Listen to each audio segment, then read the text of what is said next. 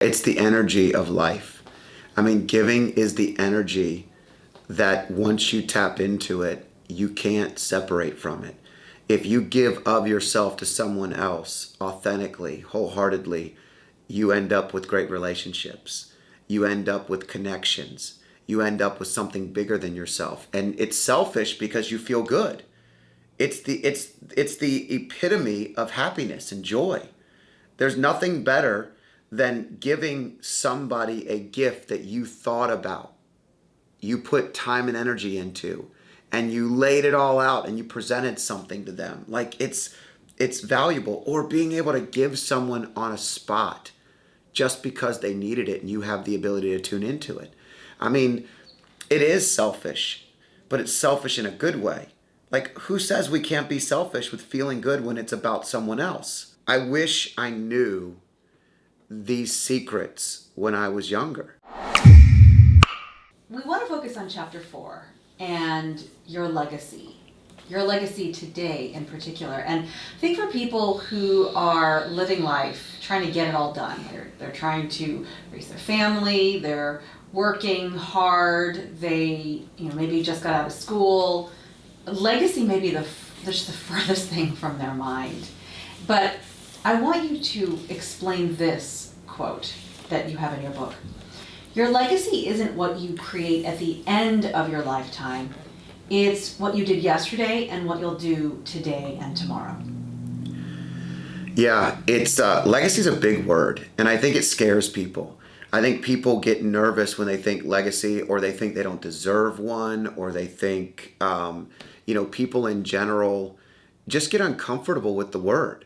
And it's one of the reasons I used it here, is because I think living a legacy is different from waiting to give one away.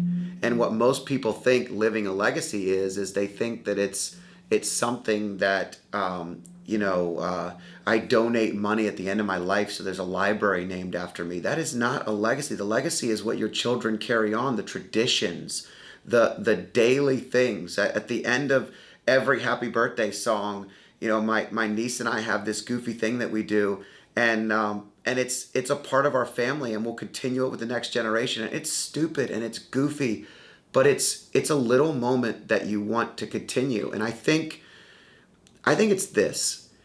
It can be broken down by the word impact. It doesn't have to be legacy. It could be daily impact, weekly impact, monthly impact, yearly impact. And if we're living our legacy, we're actually doing little things along the way that we're giving away, and someone else can pick it up and use it. And that's a part of what legacy can be. I love the quote I used in the beginning of chapter 4, and I took a lot of time to find the quotes that matched the messaging. And so every quote in every chapter is designed to have a bigger purpose. It's not just a quote we pulled out of a hat and said, this is a good one. It is something that really sets the tone for the chapter. And Winston Churchill said, we make a living by what we get. We make a life by what we give. And I love it, because the reality is, making a living is what often people tie to their legacy. What are they getting and out of the world? But it's what we're giving to the world that really leaves that impact in the legacy. For people who are listening to this, who are watching this, and they get it, right? They understand that there can be incremental things you do to create an impact, that you talked about an impact, and things that it's not a library at the end of your life. It's maybe it's an event in your honor. Maybe it's something that you've been able to donate over your lifetime. How do you get started, right? The whole how, because it seems less daunting to think that you can start today, but the actual steps to do that, what are they? I think it's like the old radio dial. When you're turning a radio dial in the old days, and I'm an interesting dynamic in that I grew up in the time where technology took off and it changed, and now you hit a button and it finds the next station. But you used to turn a dial, and you'd have to dial it in just right, right? And on the AM channels, it was always harder than the FM channels. There were more FM channels, and some stations wouldn't come in all the way, and some would come in perfect. But there was a frequency that each radio station put out, and this was their frequency. This was their frequency channel. I think the channel that you have to tune into is a frequency that once you feel it and you see little tiny things, it's a frequency that goes well beyond what you ever dreamed of. And it becomes a habit of daily impact. So the frequency is something I have to be tuned into. In the book, I use a story. My good friend Leah, who runs the Boys and Girls Club, one of our clubs, her and Katina run the local clubs in Chesapeake. I say I'm on the board, but it's our clubs, and the clubs give back to the community in a big way. But there's stuff that goes beyond the club, and these are humans helping humans. And sometimes there are things the club can't provide, and occasionally you get a call, and it's like, hey, it's a call to arms. We got to go help somebody. And in the book, I tell a story about just having this horrible day, which is all relative, right? My battery in the car was not working. It was parked in the garage in a way that I couldn't even get to it. Then when I finally did get it charged, I took it to 3 different places, none of which could fix it. I had to go to the dealer. I waited 3 hours. Something went wrong at the office. I had to come back in the office before I went home to something. I missed a meeting, or I was late to a meeting. Like, it was just 3 o'clock. I'm in my office right here, and I go and I just go to put my head on my desk. And I'm thinking to myself, Scott, you don't ever have bad days, but when you have bad days, this is what it would look like. And I get a text. And Leah is texting me saying that one of her moms, who has multiple children, is going to be homeless tonight. And she wants to know if I thought it would be a good idea if we asked the board or some of our friends if they might contribute, because mom's pay cycle is off by a week and rent's due today, and she's $380 short. And Leah said, I've got $80 ready to go, but I can't come up with the other 300. I've done the best that I can. And I said, well, tell me about the mom. And she said, mom works at this place and she goes every day. She said, Scott, she's the kind of person we help. Like, you and I know that she just had to say, like, immediately there was this feeling where we connected, and I was like, okay. And so I just texted her and I said, what's your Venmo? And I Venmo'd her $300 on the spot. I didn't give it to the mom. I didn't get any attention for taking the initiative to do anything. It wasn't about me. And I'm not telling you this story to make me look like a good guy. What I'm telling you is I was wallowing in my own self-pity and frustration from a bad day, and I remembered my frequency.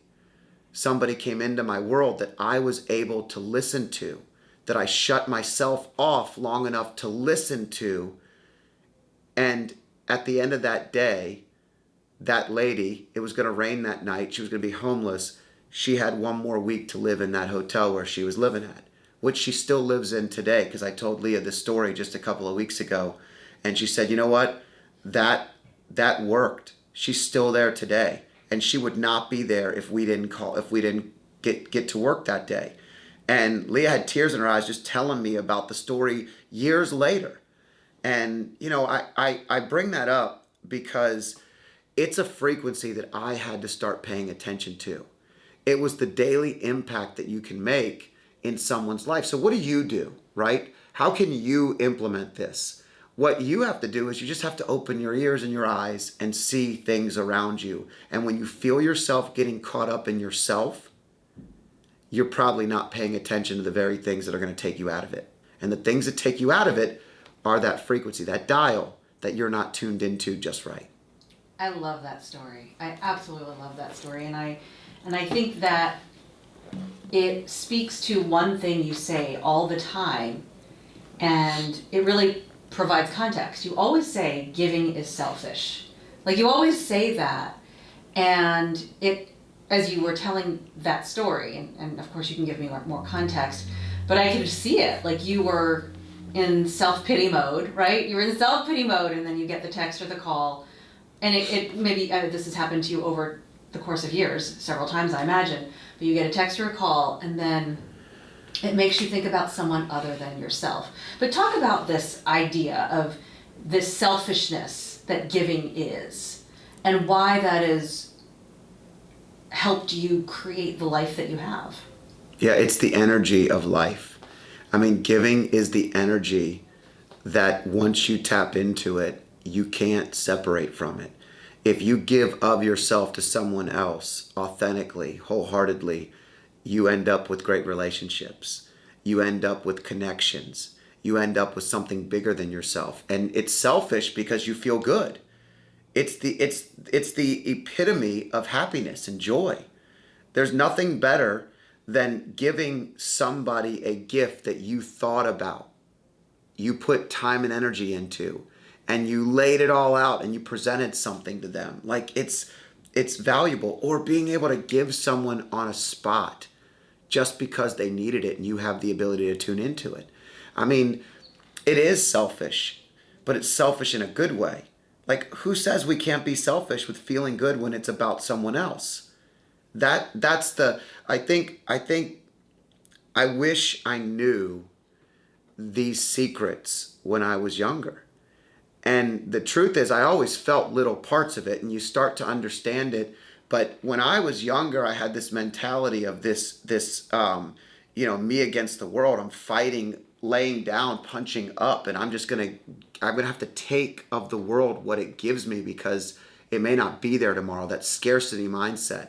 But when you start having an abundant mindset, you start shifting to giving, all of a sudden little things pop up in your life in a way that, changes it. I found money on the ground the other day. Literally, I'm at my kid's soccer championship game and I find a $5 bill. And in my brain, you know what I say? This is the life I get all the time. This is the great stuff that happens to me. And I'm in a conversation with one of the coaches who's getting ready to coach the next game. And I hand him the $5. And I say, look, now we both have good luck. I found money and I gave it away. Now the two of us will have good luck. It worked for him. It didn't work for my kid's team. But the reality was the good luck is opening that frequency. The giving it of away felt way better than me taking $5 I found on the ground. That I didn't need that in that moment. And I'm sure he didn't either, but maybe it was $5 that he could give away to someone else in another place. Like, you just don't know.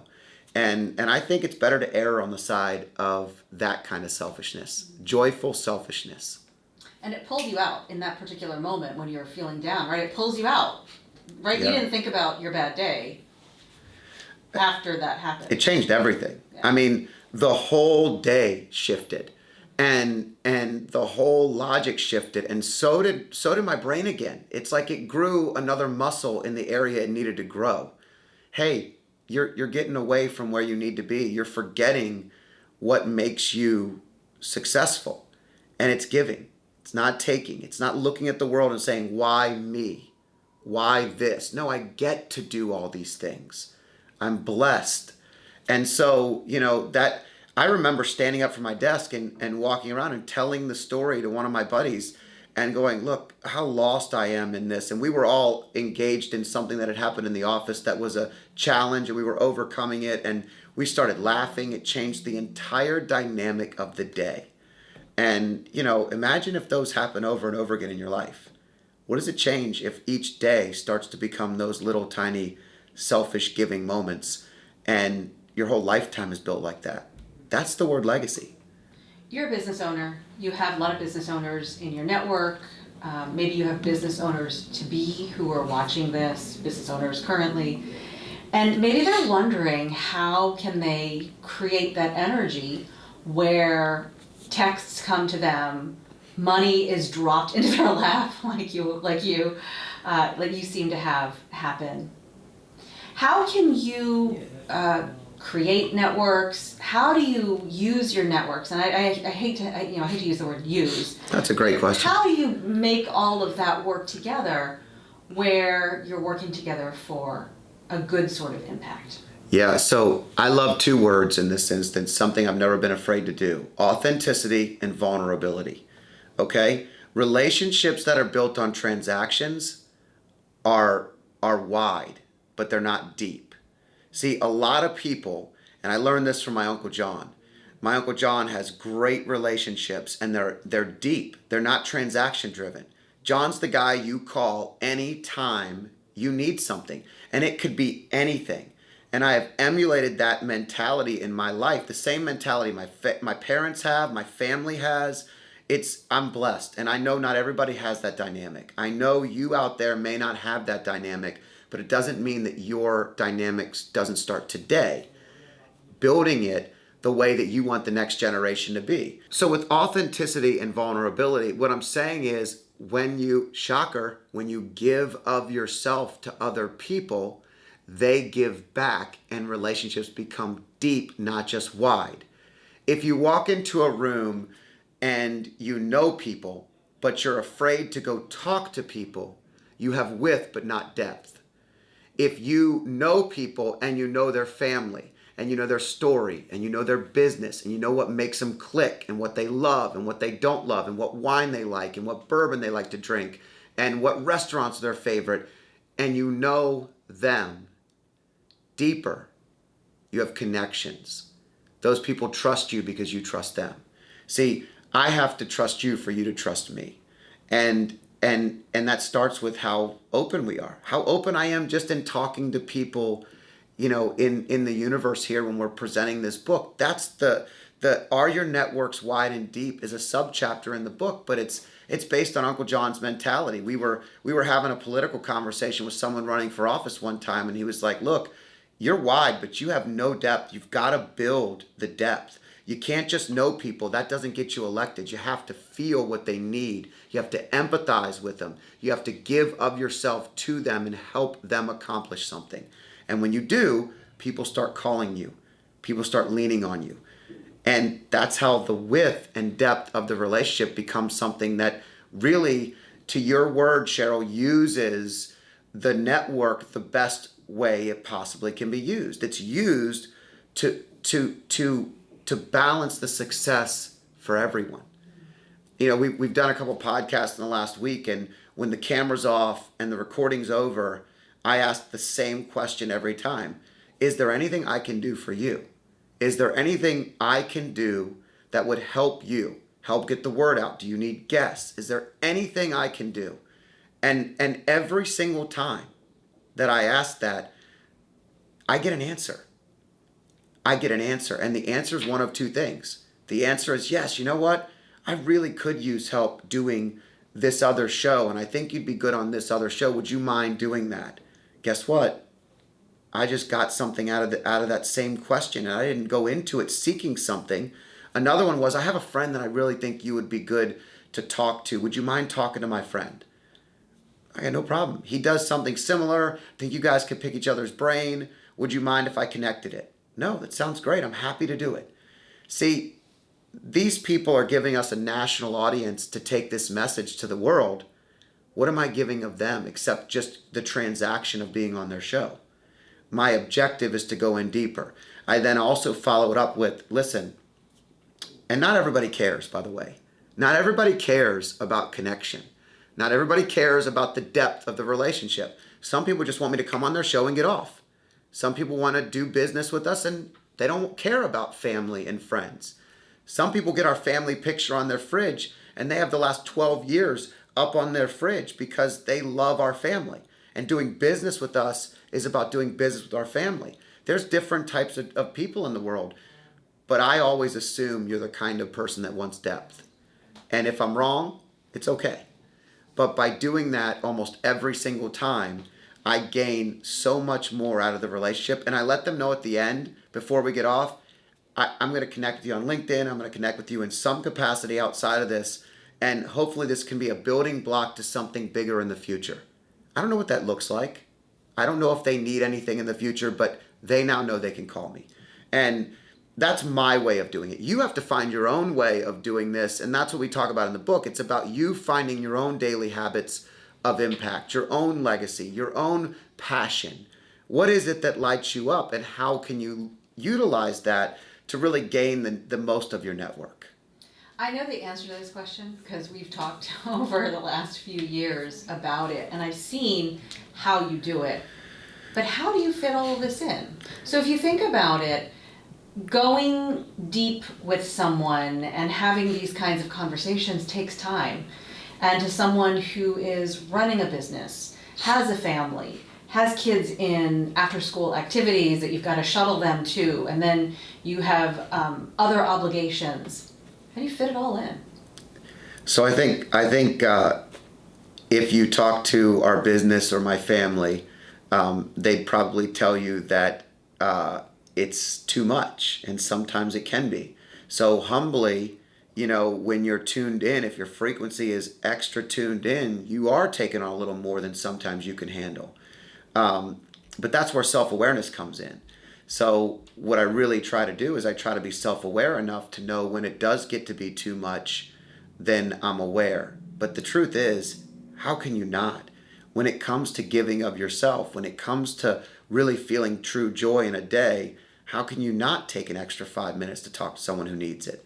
How can you not ask the extra question when you're leaving the office about someone's life, not just about their work? Like you can't have mantras in business, life, wealth, optimization, and life comes first, and never put it first. Like it's not authentic to me, and I think that's one of the challenges that people are faced with. But when it comes to fitting it in, I always tell myself, how can I not fit it in? How can I not put humans and the relationship ahead of the other things? And I think when you try to make this your own, you have to prioritize. Okay, what are you working towards? What are you working on every day that kind of meshes these worlds together? And we talk about this a little bit in the book as well, but it's kind of where your passion and your relationships and your work can all come together. Nothing's more exciting to me than when I can go on some kind of work-induced trip where my family can be a part of it, and we can have a great time. We can accomplish something pretty big. They can see us doing it together, and everybody got to work in unison in some capacity. Or whatever it is that you're doing when you have a charity event, and you're doing a charity event with something that you love or with somebody that you love, and you're able to spend extra time on something, building something with people that you love being around, your best friends. I mean, these are the things that when you put them all together, it doesn't feel like work. And I don't feel like I'm worrying about whether or not we fit it in or not. I'm worrying about how do we not fit it in.